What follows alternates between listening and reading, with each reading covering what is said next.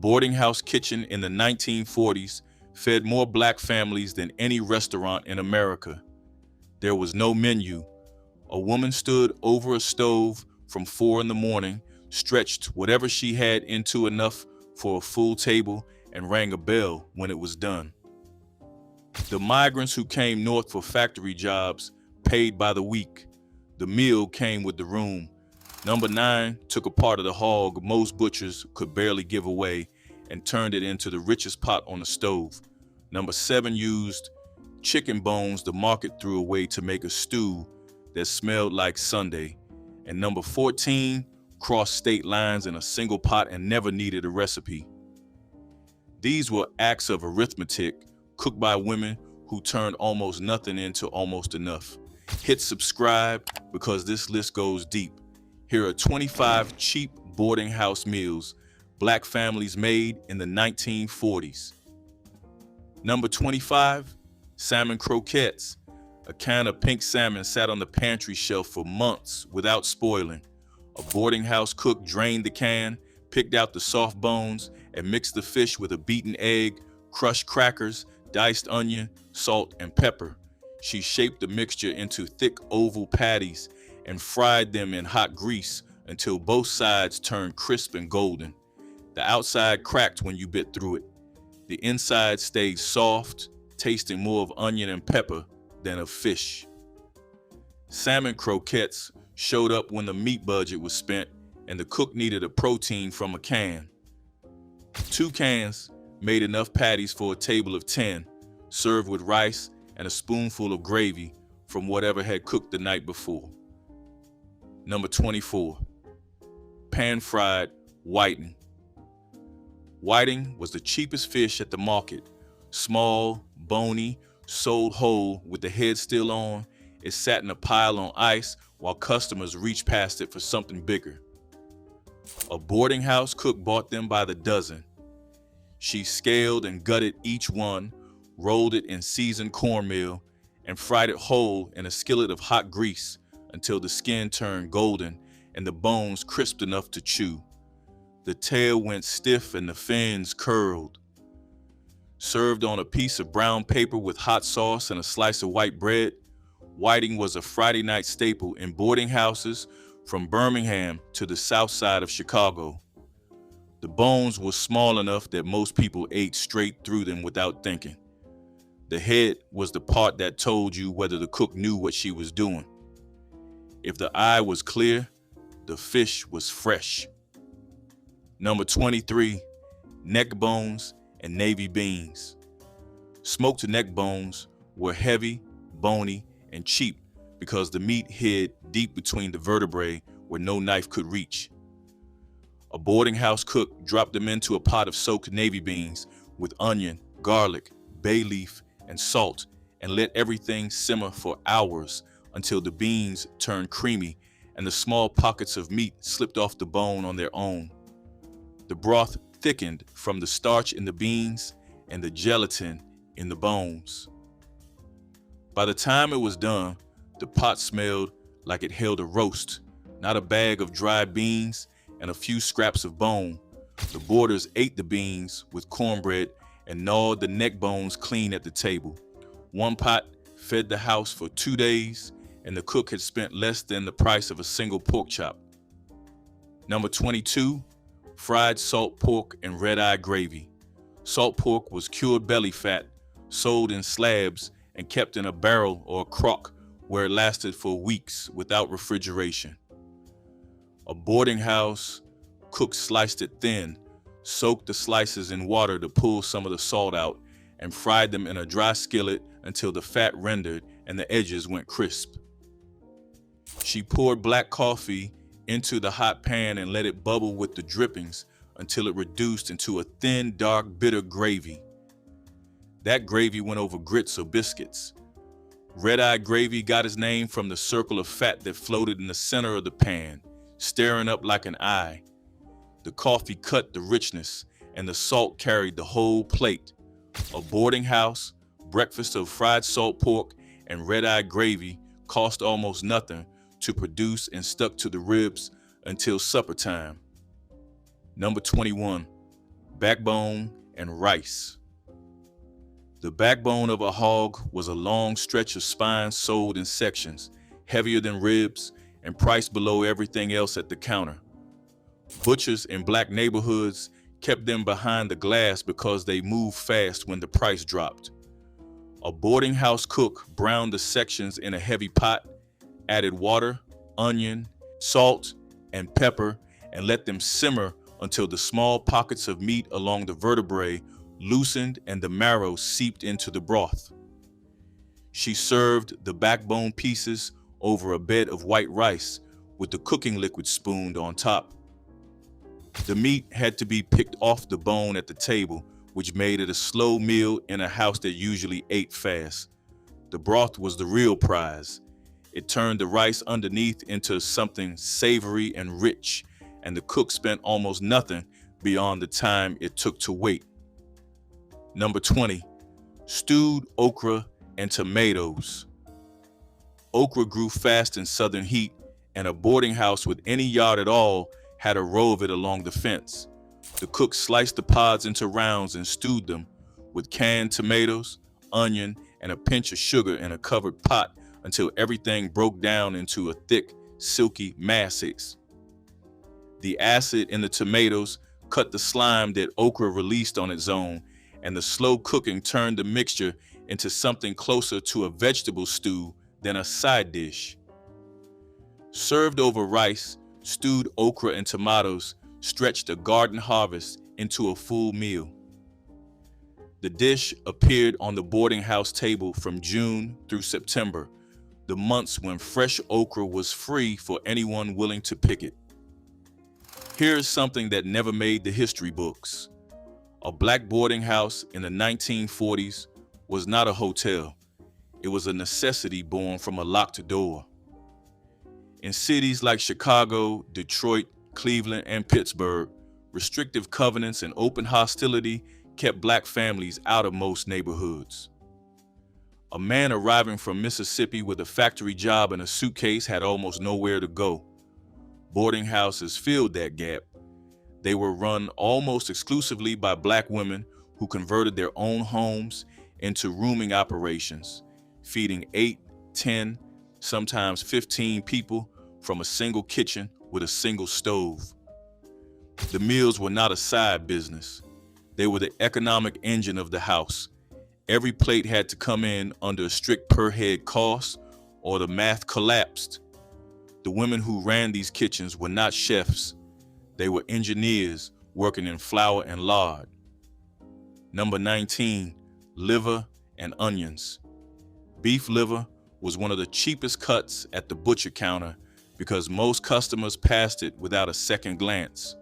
A boarding house cook soaked the slices in milk or buttermilk to pull the bitterness out, then dredged them in seasoned flour and fried them in a hot skillet until the outside turned crisp and the center stayed just barely pink.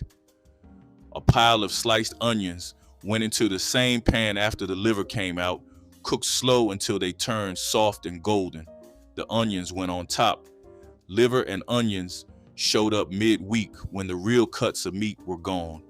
A pound of liver fed more plates than a pound of anything else the cook could buy, and the onion gravy in the pan made even the boarders who did not love liver clean their plates.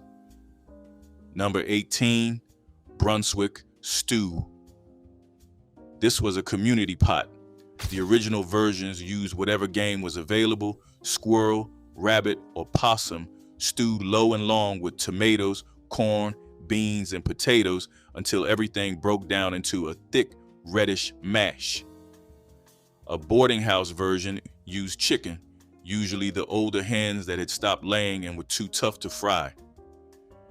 The cook simmered the whole bird until the meat fell apart, then added whatever vegetables she had on hand.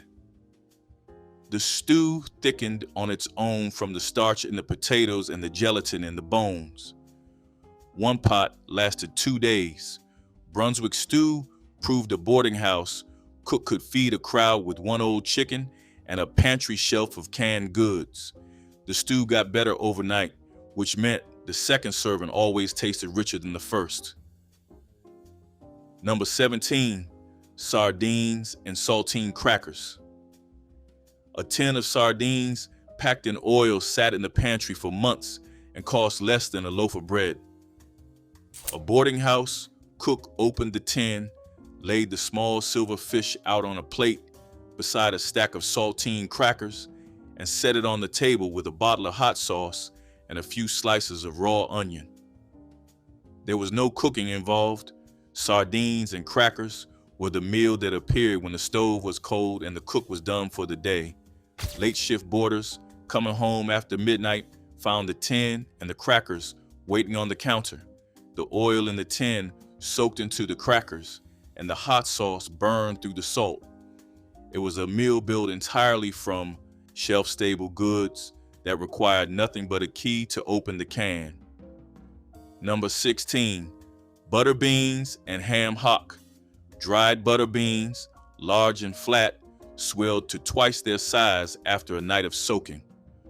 A boarding house cook drained them, dropped a smoked ham hock into the pot, covered everything with water, and let it simmer for hours. The ham hock was mostly bone, skin, and connective tissue, but as it cooked, it released a smoky, salty depth into the liquid that turned plain beans into something rich. By evening, the beans had gone soft and creamy, the broth had thickened, and the ham hock had given up every bit of flavor it held.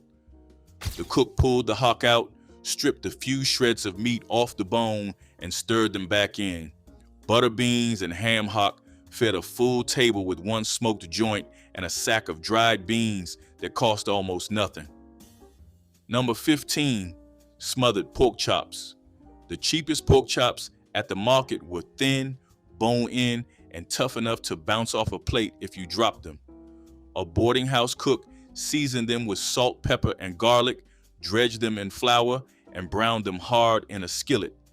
Then she poured in water or broth, covered the pan with a heavy lid, and let them cook low and slow until the flour on the meat melted into a thick onion gravy and the chops turned so tender they fell apart with a fork.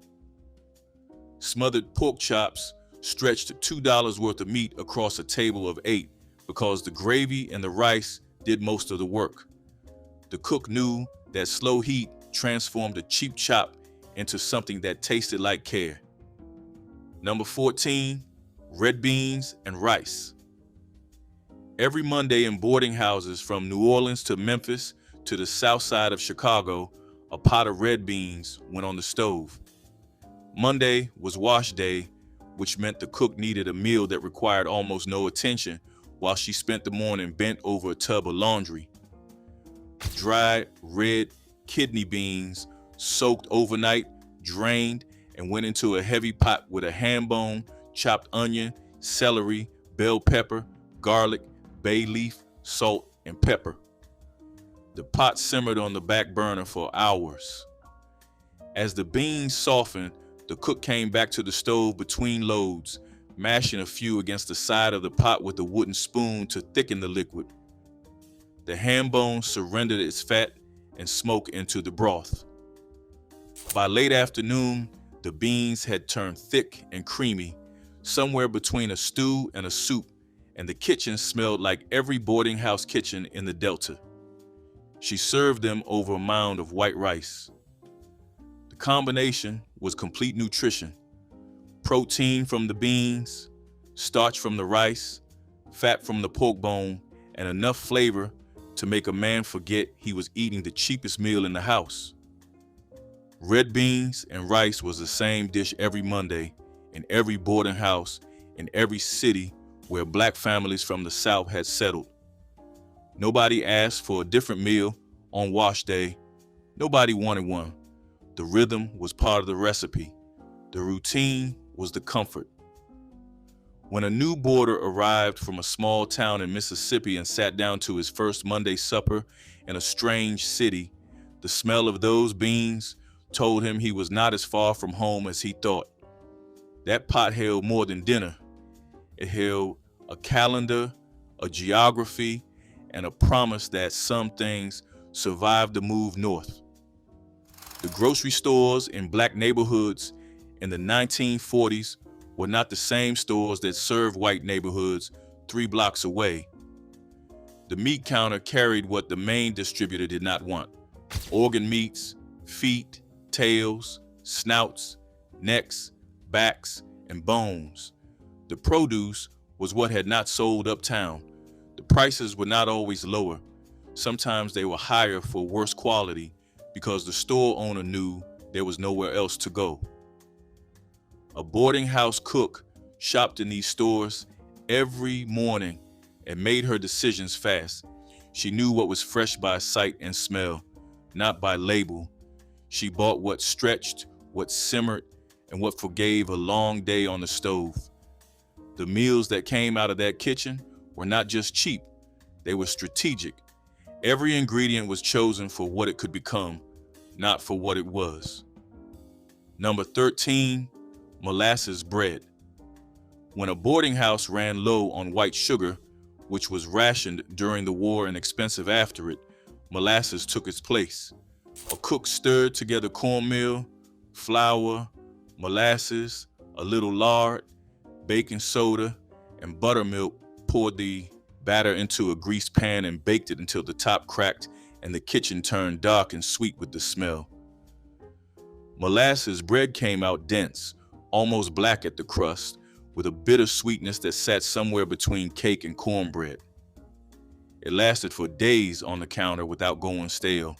Sliced thick and eaten with butter or alongside a bowl of beans, it replaced both bread and dessert on nights when the pantry was thin. Number 12, pepper pot soup. This was tripe cut small and simmered in a broth loaded with black pepper, onion, potato, and whatever scraps of meat the cook had saved from earlier meals. The soup had roots in Philadelphia's colonial history, but lived on in the boarding houses of the Great Migration cities, where Black women from the South adapted it with their own seasonings. The broth was thin but fiercely peppery, hot enough to clear sinuses and strong enough to warm a man coming in from a midnight factory shift. The tripe gave it body without adding real cost.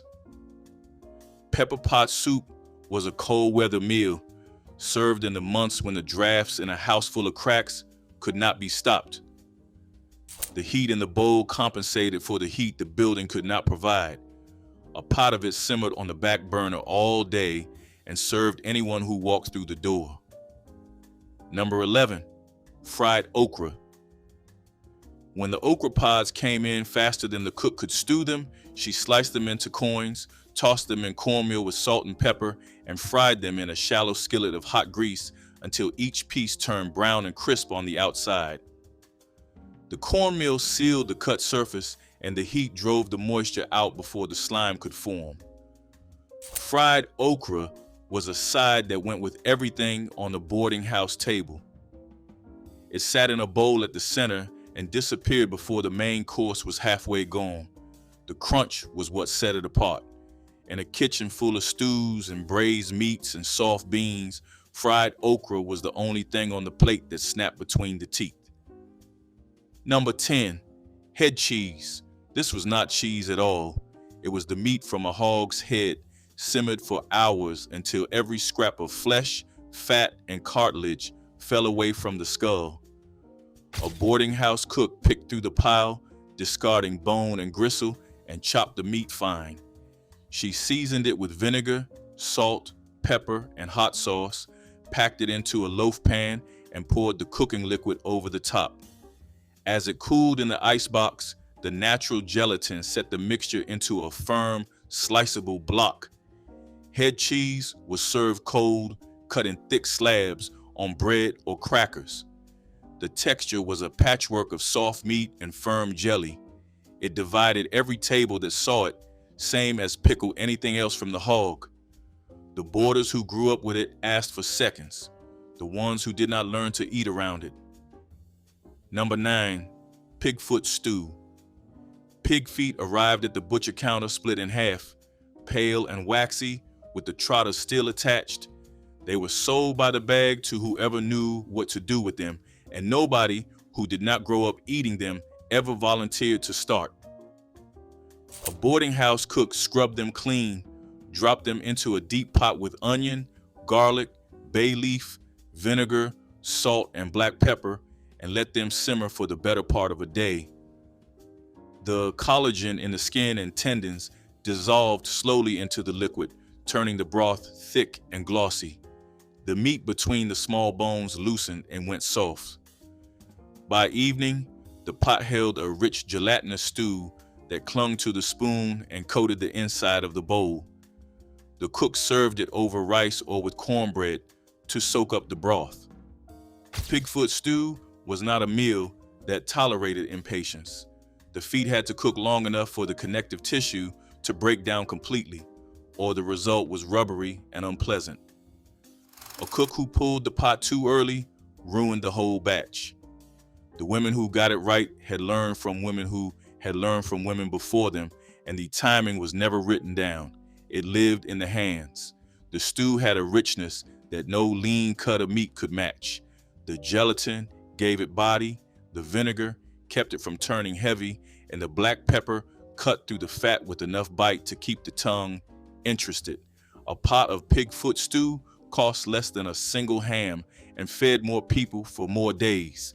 The feet were the cheapest protein in the store, and in the right hands, they produced the deepest flavor. Boarders who came from the deep south recognized the smell the moment they walked through the door. It was the smell of a grandmother's kitchen on a Saturday afternoon, translated north and served to strangers who were slowly becoming something closer to family. Number 8, tripe and onions. Tripe is the stomach lining of a cow, and it requires more cleaning and cooking time than almost any other cut of meat. A boarding house cook scrubbed it, boiled it for hours to soften the rubbery texture, then sliced it into strips and simmered it again with onions, salt, pepper, and a bit of vinegar. The final dish had a mild flavor and a chewy texture that grew on people who ate it regularly and repelled people who did not. Tripe was a test of loyalty to the cook. If you stayed at a boarding house long enough, you learned to eat what appeared on the table without asking questions. Tripe was the meal that separated the newcomers from the regulars. The ones who stayed learned that the cook knew what she was doing, even when the plate looked like a dare. The ones who left missed something they would never get back. Number 7, chicken backs and dumplings. Chicken backs were the part of the bird that carried almost no meat. They were spine, rib, and skin, sold in bulk for next to nothing because no one with a choice would buy them. A boarding house cook bought them by the bag. She simmered a dozen backs in a deep pot with salt, pepper, onion, and celery until the broth turned golden and the small pockets of dark meat loosened from the bone. Then she pulled the backs out, stripped whatever meat she could find, and returned it to the pot. The dumplings went in next. Flour, baking powder, salt, and enough milk to make a sticky dough. She dropped spoonfuls into the simmering broth, put the lid on, and left them to steam until they puffed up and turned soft all the way through. The result was a thick, starchy stew with pillows of dough floating in a broth that tasted like it had come from a whole roasted chicken. It had not. It had come from the bones and scraps that the rest of the market threw away. This was the genius of boarding house cooking distilled into a single pot. Take the cheapest possible ingredient, apply time and technique, and produce something that tasted like it belonged on a table that could afford better. The women who made this dish every week understood something that culinary schools would spend decades trying to teach. Flavor lives in the bones, not in the breasts. Every pot of chicken and dumplings served in a boarding house kitchen started with the parts that grocery stores today label as pet food. The women who bought them knew better. They knew that the back of the bird carried more flavor per pound than any breast fillet wrapped in plastic.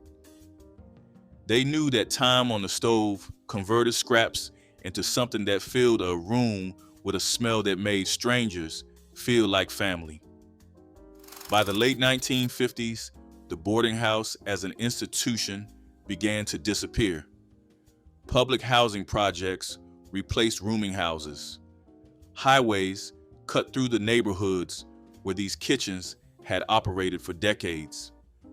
Urban renewal, which in practice meant black removal, demolished entire blocks of homes that had doubled as boarding operations. The women who ran them were not compensated. Their recipes were not recorded. The meals they had cooked for thousands of migrants over 2 decades vanished with the buildings. What replaced those kitchens was not better. It was processed, packaged, and sold at prices that rose every year. The boarding house table, where a dozen strangers shared one pot and nobody went hungry, became a memory that fewer and fewer people carried. The cooks who held those households together did not write cookbooks. They did not open restaurants. They fed people until the buildings came down, and then they stopped. Number 6, rice pudding from leftover rice. When a pot of white rice sat in the kitchen from the night before, a boarding house cook did not throw it away. She stirred it into a pan with milk, a beaten egg, sugar, a splash of vanilla if she had it, and a handful of raisins. The mixture baked low until it set into a soft, creamy custard with the rice suspended inside.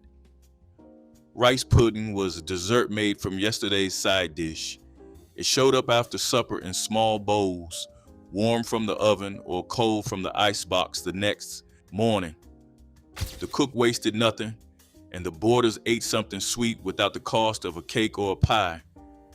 A single pot of leftover rice became enough pudding to serve the whole table twice. Number 5, skillet hoe cakes. A hoe cake was a flat cornmeal cake cooked on a greased griddle or directly in a cast iron skillet.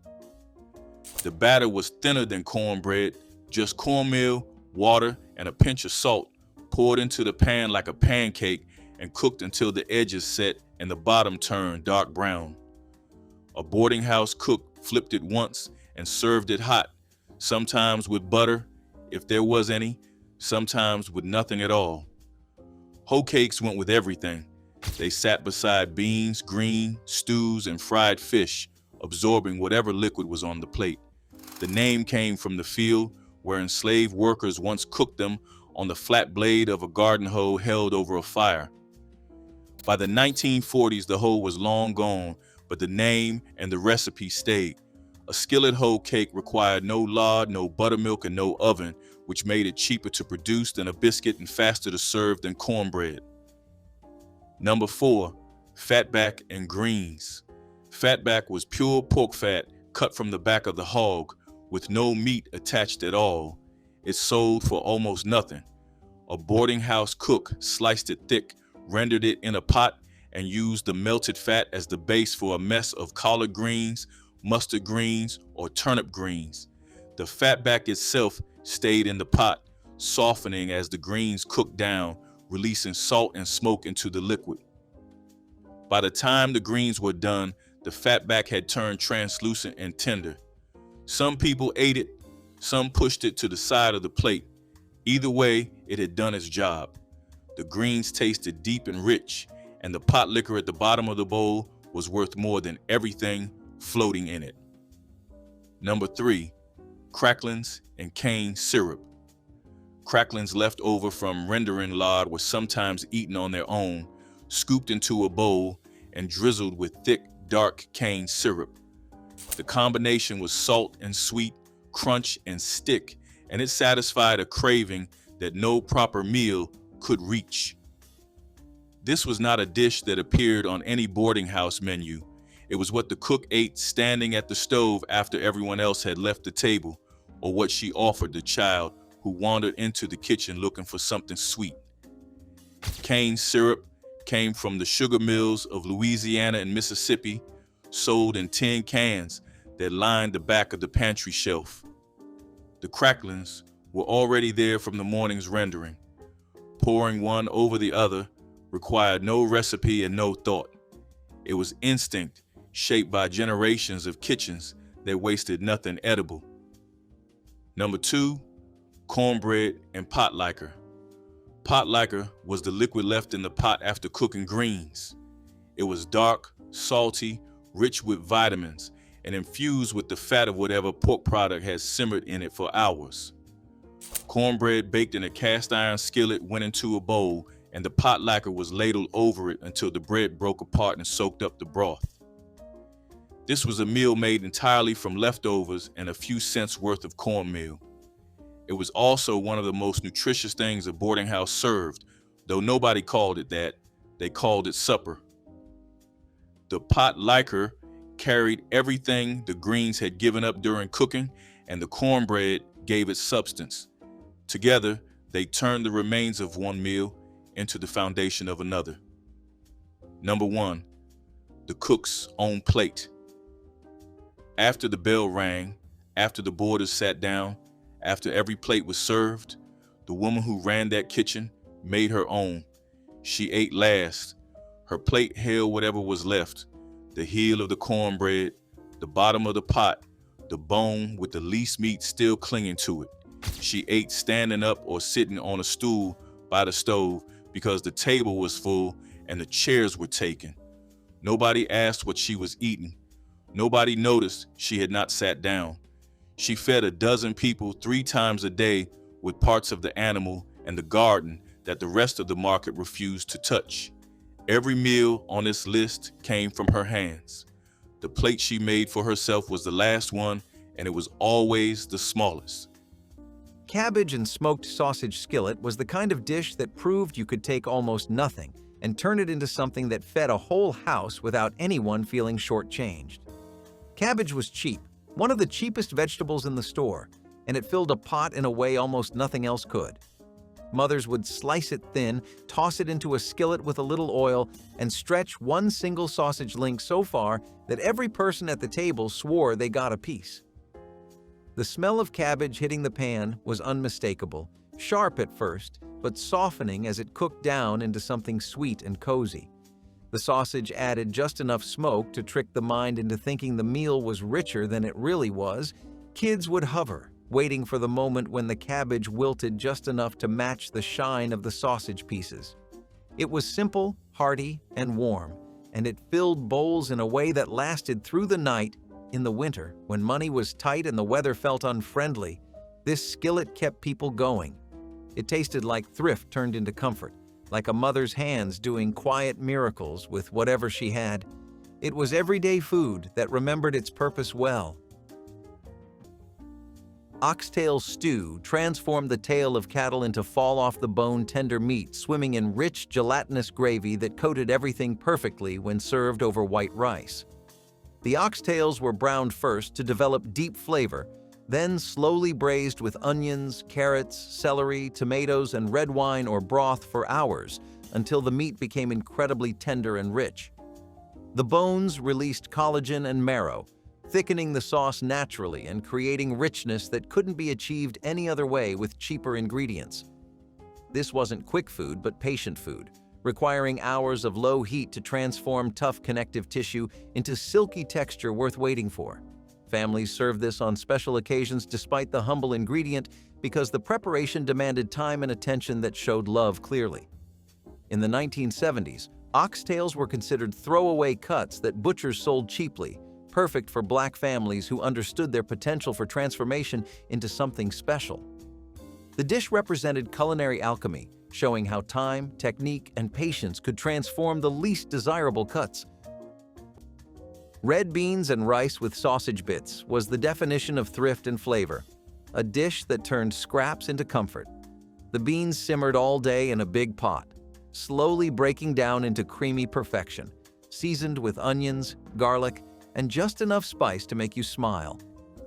Leftover sausage, sometimes only a few slices, gave it depth and a smoky edge that made it taste like more than the sum of its parts. The house filled with the smell, rich and earthy, wrapping everyone in its warmth.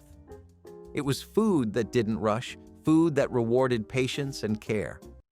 When the pot was ladled out over steaming rice, every bowl felt like a small victory. Kids asked for seconds before they'd finished their first bite, and adults leaned back with full hearts as much as full bellies. This dish wasn't just dinner. It was resilience, culture, and love simmered into one pot. It reminded everyone that even in hard times, flavor could still be abundant and family could still be full. Fried chicken wings bought in bulk became the affordable alternative to whole birds, giving families the crispy, golden poultry that made Thanksgiving feel festive without emptying wallets. Chicken wings sold for 30 cents per pound in the 1970s, making them one of the most economical cuts available, especially when purchased in 10-pound bags from discount grocers. Black mothers would season them overnight with paprika, garlic powder, onion powder, and black pepper, then fry them in batches until the skin shattered with each bite. The meat stayed juicy, while the coating turned crispy and flavorful, creating that perfect contrast that made fried chicken legendary in Black cooking traditions. Unlike turkey or whole chickens, wings fried quickly and could be prepared by multiple cooks simultaneously, making them practical for large gatherings. Children loved eating with their hands, while adults appreciated how wings stretched the poultry budget without sacrificing flavor. Pimento cheese pinwheels made with tortillas spread with creamy pimento cheese and rolled into tight spirals created colorful, easy-to-eat bites that children grabbed enthusiastically. Aunties would spread flour tortillas with homemade pimento cheese made from sharp cheddar, cream cheese, diced pimentos, mayonnaise, and seasonings. The tortillas were then rolled tightly into logs, wrapped in plastic wrap, and refrigerated for several hours to firm up and make slicing easier. Once chilled, the logs were unwrapped and sliced into rounds about half an inch thick, each pinwheel revealing the bright orange cheese dotted with red pimento pieces. In 1970s, Black households' pimento cheese pinwheels represented modern entertaining, a variation on traditional pimento cheese that made serving easier and more elegant. Children loved pimento cheese pinwheels because they were perfectly portioned, colorful, and tasted like their favorite spread in a fun new format. Rice and gravy made from pan drippings was one of the most reliable winter meals mothers turned to when there was not enough food left in the house to make anything bigger. Every drop of flavor mattered in those days, so nothing from a pan was ever wasted. Once the meat was gone, she would take the browned bits left behind, the tiny pieces of onion or seasoning clinging stubbornly to the bottom, and add water or milk to coax out every bit of richness. Slowly, the drippings dissolved, turning the liquid into a thin but deeply flavored gravy that smelled like a full dinner even when it was only a fraction of one. The rice went on the stove next, cheap, filling, and dependable, the kind of food that made sure no one went to bed hungry. Kids watched the steam rise from the pot, knowing that the gravy would soak into the grains and turn the simplest bowl into something warm and comforting. This was winter cooking at its most honest, taking what you had and stretching it without apology. The meal did not pretend to be fancy, but it held families steady through nights when the cold crept through the walls and the fridge felt painfully empty. Rice and gravy tasted like thrift turned into care, like a mother's quiet determination to make something out of almost nothing. Smothered cabbage with smoked turkey became side dishes so good they often overshadowed main courses, transforming humble vegetables into something truly special and crave-worthy. Cabbage was shredded and slowly cooked with smoked turkey wings, onions, garlic, and chicken broth until tender and infused with smoky richness throughout. The long cooking broke down the cabbage's natural sugars, creating sweetness that balanced the smoked meat's saltiness perfectly every time. This dish provided vegetables and protein together, making it nutritionally complete and economically brilliant for tight budgets. Turkey wings were affordable cuts that delivered maximum flavor from minimal meat, with bones adding depth to cooking liquid. In the 1970s, cabbage heads cost pennies and could feed 8 people when cooked with turkey wings as seasoning. The dish improved with reheating, actually tasting better the next day when flavors had fully melded into cohesive whole. Children who claimed to hate vegetables would eat this cabbage without complaint, won over by smoky, savory flavors. Fried catfish with cornmeal crust was Christmas Eve's tradition for many families, a taste of the South that brought joy before the big holiday meal. The fish was dredged in seasoned cornmeal, then fried until golden and crisp, the smell filling every corner of the house. It was cheap to make, but tasted like luxury, flaky on the inside, crunchy on the outside. Some families caught the fish themselves. Others bought it fresh from the market, wrapping it carefully in newspaper for the journey home. Served with tartar sauce, coleslaw, or hot sauce, it was the kind of meal that pulled everyone to the table before you even called. The sizzle of catfish in oil was the sound of anticipation, of celebration on the horizon. Even after the feast, the memories lingered, the laughter, the stories, the golden crumbs left on plates. Fried catfish wasn't just food, it was a gathering, a reminder that blessings could be fried up right at home. Mothers took pride in their perfectly crisp fillets, testing the oil with a drop of water to make sure it hissed just right. The smell carried through the house, mingling with the sounds of gospel music or Motown on the radio. For families who had little, that pan of catfish felt like abundance itself, a meal that turned any evening into a celebration of love, flavor, and home. Chicken backs and rice were one of the most practical winter meals mothers relied on when the prices of better cuts climbed too high to touch. Chicken backs were cheap, sometimes the only poultry a family could afford, but they carried enough meat and flavor to build an entire pot around. Mothers simmered them with onions and seasoning until the bones loosened and the broth turned golden. Then came the rice, poured in generously because rice made everything stretch. Kids would watch the pot grow fuller and fuller as the grains absorbed the broth.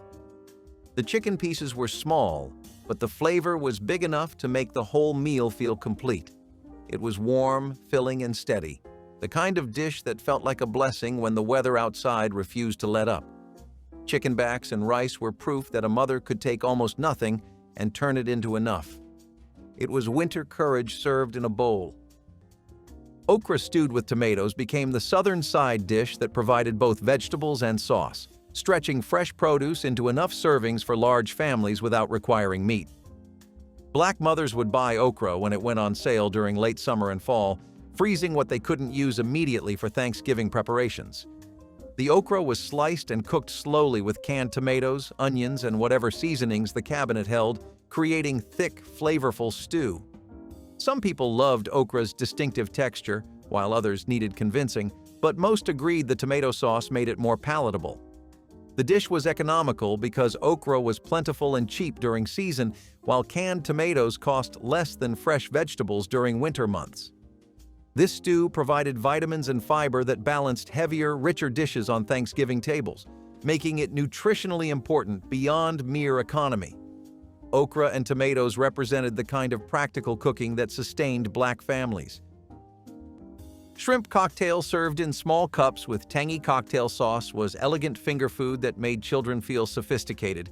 The cold, tender shrimp dipped in spicy sweet sauce, creating flavors that seemed fancy. Mothers would boil shrimp in seasoned water with Old Bay seasoning, lemon, and bay leaves until they turned pink and curled, then plunge them into ice water to stop the cooking. Once chilled, the shrimp were peeled and deveined, their tails left on for easy handling, then arranged around small cups filled with cocktail sauce made from ketchup, horseradish, lemon juice, and Worcestershire sauce. The cocktail sauce had a sharp, tangy kick that balanced the shrimp's natural sweetness, creating combinations that felt restaurant quality. In the 1970s, Black households, shrimp cocktail represented luxury and celebration, an appetizer that elevated holiday gatherings. Children loved shrimp cocktail because they could hold the shrimp by the tail and dip them like French fries. Okra and tomato winter stew was a humble pot that brought together two ingredients. Black families knew how to stretch through lean months. Canned tomatoes were cheap and lasted forever, and frozen okra kept well enough to make it into most winter meals. Mothers combined them with onions, seasoning, and sometimes a leftover bone or bit of smoked meat if the house had some. The stew bubbled slowly, thickening as the okra softened and released its juices, turning the tomatoes into a sauce that coated every spoonful. Kids sometimes teased each other about the texture of okra, but they still showed up with bowls in hand when the smell filled the house. It was warm, savory, and surprisingly filling, a dish that carried families through the days when fresh produce was impossible to afford. Served with rice or cornbread, the stew became a complete meal, one that tasted far richer than its ingredients suggested. Okra and tomato stew was a winter companion, steady and dependable. Fried fish sandwiches on white bread became Friday tradition in Black communities, with whiting or catfish fillets creating meals that cost less than hamburgers but satisfied more deeply. Fresh or frozen fish was seasoned with salt, pepper, and hot sauce, dredged in cornmeal, then fried until crispy and golden in hot oil that made entire kitchens smell amazing. The fillets were placed on soft white bread with hot sauce, pickles, and sometimes thin spreads of mayonnaise, creating sandwiches that were simple but absolutely delicious every time. Fish provided lean protein and omega-3 fatty acids, making these sandwiches nutritious as well as affordable for families watching budgets carefully. In Catholic neighborhoods, Friday fish fries became community events, with churches and families gathering to cook and eat together while strengthening bonds. In the 1970s, whiting was among the cheapest fish available, often costing less per pound than chicken at local markets. Fried fish sandwiches represented community, tradition, and the joy of simple food done right. Chitterlings with hot sauce were not for the faint of heart. They were a labor of love, patience, and deep tradition. Prepared from cleaned pig intestines, chitlins took hours to wash, boil, and season just right. The smell filled the house long before the taste reached the table, and neighbors always knew who was cooking them. Simmered with onions, peppers, and vinegar, they came out tender and full of flavor. Best served with a splash of hot sauce and a slice of white bread. For many Black families, chitlins weren't just food. They were history, a reminder of resilience and making the most of little. During the holidays, they symbolized pride, resourcefulness, and family connection. Mothers who made them did so with the kind of patience born from experience, turning what others threw away into something sacred. Children would wrinkle their noses at first, but always came around once they tasted that first bite. The ritual of cleaning, boiling, and seasoning was often shared among women, a kind of unspoken communion passed down through generations. When the pot finally came off the stove, the laughter, the teasing, and the smells all blended into one memory. Every bite carried legacy, love, and the strength of generations who made joy from scraps. Cheese wafers made with sharp cheddar and butter created crispy, salty crackers that children munched by the handful, their homemade quality far superior to anything store-bought could offer. Grandmothers would cream softened butter with finely shredded sharp cheddar cheese, then gradually add flour, salt, and cayenne pepper until the mixture formed a stiff dough. The dough was rolled into logs, wrapped in wax paper, and chilled until firm, then sliced into thin rounds and baked until golden brown and crispy. As they baked, the cheese melted into the butter and flour, creating crackers that were rich, savory, and addictively crunchy, with just a hint of heat from the cayenne. In 1970s Black households, cheese wafers represented Southern tradition and hospitality, recipes that had been passed down through generations. Children loved cheese wafers because they tasted like cheesy potato chips but felt more sophisticated since they were homemade. Liver and onions delivered iron, B vitamins, and sustained energy through affordable organ meat that mothers understood was essential for growing children. Beef liver was sliced thin, soaked in milk to remove bitterness, then dredged in seasoned flour and fried quickly in hot skillets with butter. Onions were cooked low and slow until caramelized and sweet, creating natural sauce that balanced the liver's mineral intensity perfectly. Served with rice, mashed potatoes, or grits, liver and onions made complete meals that stuck to the ribs through long days. The smell filled entire neighborhoods, announcing dinner time and bringing families to the table with anticipation and hunger. Many children initially resisted the strong flavor, but persistent mothers knew the nutritional value was worth the battle every time. In the 1970s, liver cost less than half what ground beef cost, making it accessible when budgets were impossibly tight. This dish represented mothers' nutritional wisdom combined with determination to keep families healthy. Sweet potato pie made from scratch with lard crust became the dessert that delivered holiday sweetness without requiring expensive ingredients, turning humble root vegetables into celebration. Black mothers baked their own sweet potatoes until soft, then mashed them with evaporated milk, eggs, sugar, and warm spices like cinnamon, nutmeg, and vanilla when affordable. The filling was rich, smooth, and naturally sweet, requiring less added sugar than other desserts, making it economical and delicious. Pie crusts made with lard rather than butter saved money while producing flaky, tender pastry. Some women topped their pies with meringue made from leftover egg whites, creating impressive height without additional cost, while others left them plain. A single pie cost less than $2 in ingredients, yet could be sliced into 12 portions, making it far more economical than cakes. The pies were often baked the day before Thanksgiving. Every one of those meals came from a kitchen that ran on discipline, not dollars. The women who cooked them did not leave behind recipe cards or cookbooks. They left behind a table that held. If your family kept a boarding house, or if your grandmother fed a table like that, you carry something most restaurants will never understand. Try one this week. Fry the hoe cakes, simmer the red beans, make the rice pudding from last night's leftovers. Drop the dish your family turned into gold in the comments. Share this with someone who remembers that bell ringing before dawn.